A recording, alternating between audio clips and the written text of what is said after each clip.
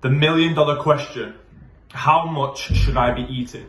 When it comes to calculating your macros, people tend to really over confuse things, okay? There are so many different theories and different methods of being able to do so. You don't know whether you're being pushed or pulled. So what I want to do in this video is make it super simple. Let's just get started. Nobody knows ultimately how much your body needs. The only person that will know is you. And that is by getting started on a calorie setup and seeing how your body adapts. There are many different calculators out there that can give you a guideline, but they don't know your physiology. They don't know your intensity of which you train. They don't know your lifestyle, and they can't be accurate. So what do? We cut through the bullshit. We pick a certain setup by working out exactly how I'm going to show you, really simply. Then we execute. Total calories. How do we calculate total calories?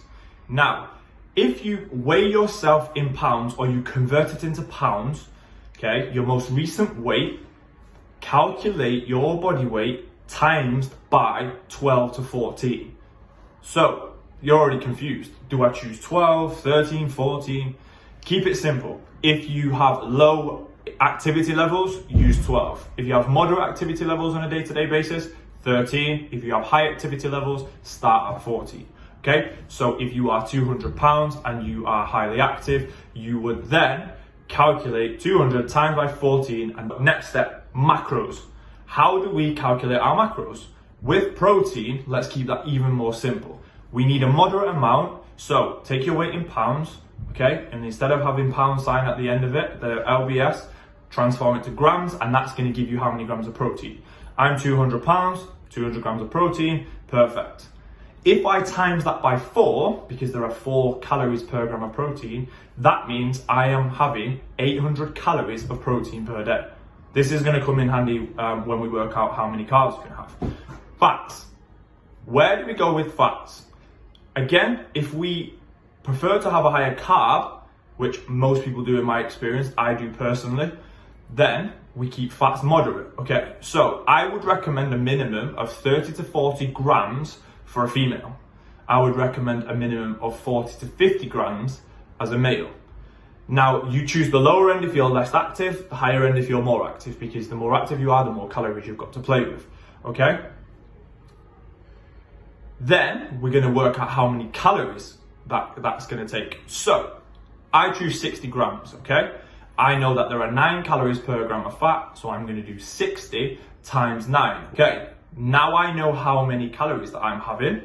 From there, what I'm going to do is I'm going to add up how many calories I have from protein, how many calories I have from fat. If I add them together, that gives me my total.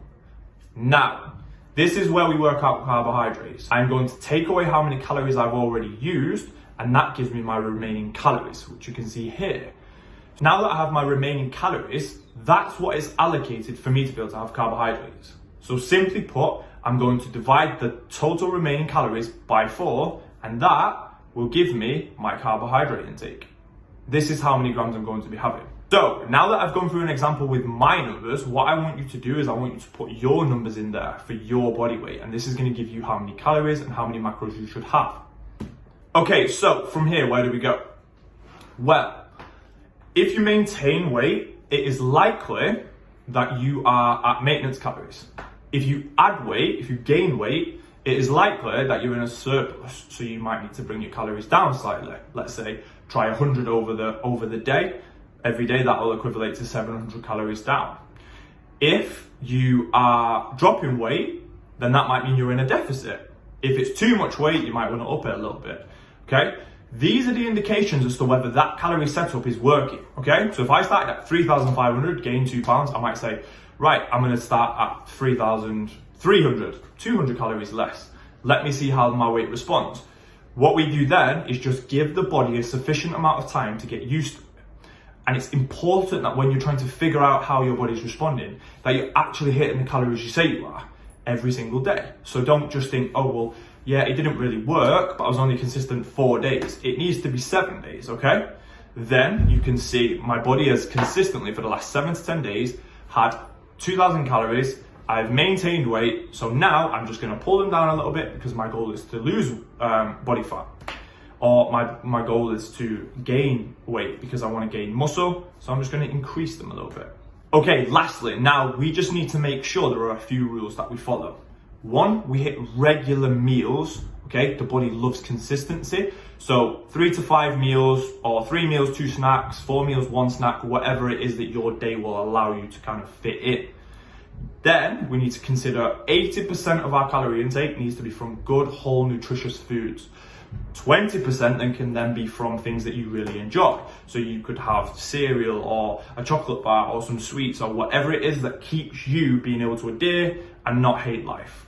We then need to make sure we give our body enough time to adjust to the calories, like I said, 7 to 10 days, and make sure we don't make radical kind of changes. Don't crash your calories down because you gained a pound, because ultimately it's not the end of the fucking world you gained a pound.